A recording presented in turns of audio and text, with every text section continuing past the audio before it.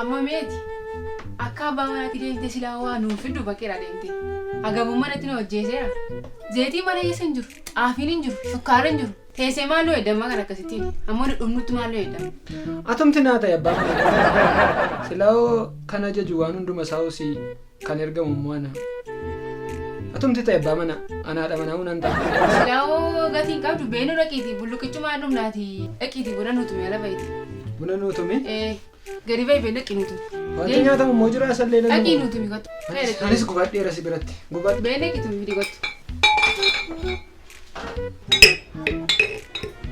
Xaafiin birrii kuma galee zayitiin akkasii maali jamaa barri kuni barabjuun maraatanii.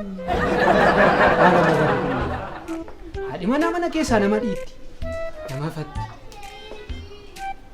Baratti abbaan manaa haadha manaa bishuu haadhi manaa abbaa manaa bishuu. Baaliyaa simoo isheedha abbaan manaa. Ana. Kabar baanne tonyena maalis hin gashi. Hojii keessan deemaa si. Amma qeesitti laatti gagabbaatee matumta asirra teessee immoo tumin. Wanni goo balleessaa hartaa gibbiin balleessina achi butiitum. Maal fakkaata? Jamballu.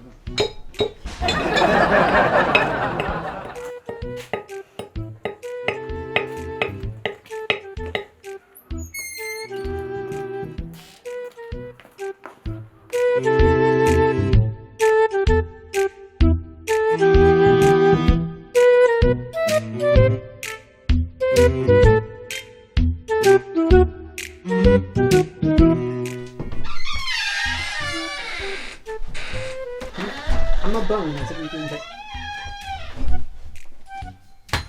Leenco mana mana deemanii jiru waan ta'eef zayitiin isii xaafiin isii ashaboon isii balbala dura jira. Aga buduu keenyarra saamni madu'uun wayi. Nargataa mu fidee nuftaa mareemte. Yeroon fidee raawwu dhufee as kaa'ee jedhu garuu akka beektutti narraa dhoowwitan hin sodaadha waan ta'eef. Hunda isaa fidee nuftaa marii sanaa nama nagee mana toorsaa ta'e deebii gaadhage. Dhaqee fiduu re.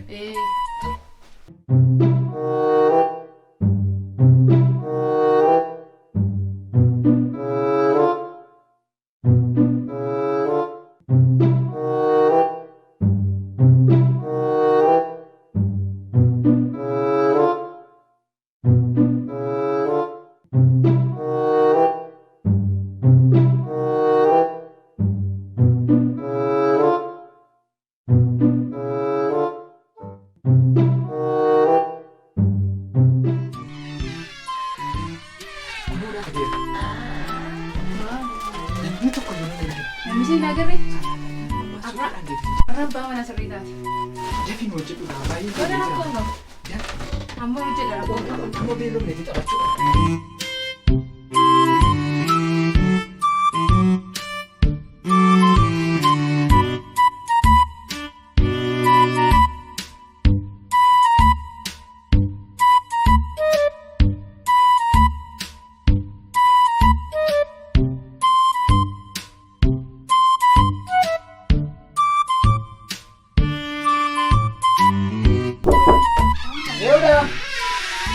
Sila zaidi kan disabutan. Masih mana nak betul kompul. Nanti makan apa deh zaidi mana kan? Zaidi mali gift. Zaidi mana kan yang sabutan fida. Maal zeetiin mana keessa deemaa kakaba ture? Maka kakak batu saat itu sih simbalnya nak befudan juru zaidi mana. Yoo nama naa deemee bade. Duraa gadi ba'ee mana keessa. Sini ni mah. Dagaan mana keessa Nama jeekiin. deemee bade yoo. Ba'ee meesi.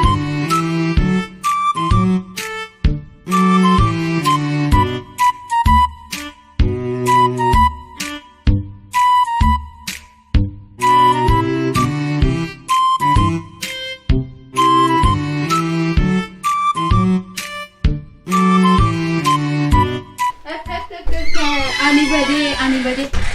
Akkam na dafarta xiqqeeko keessatti akkam na dafartu sin. Meerri zeetich meerri argite. Maaloo waan saayii. Nuftanii isinis.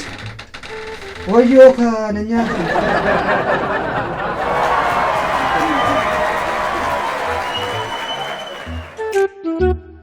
Thank you.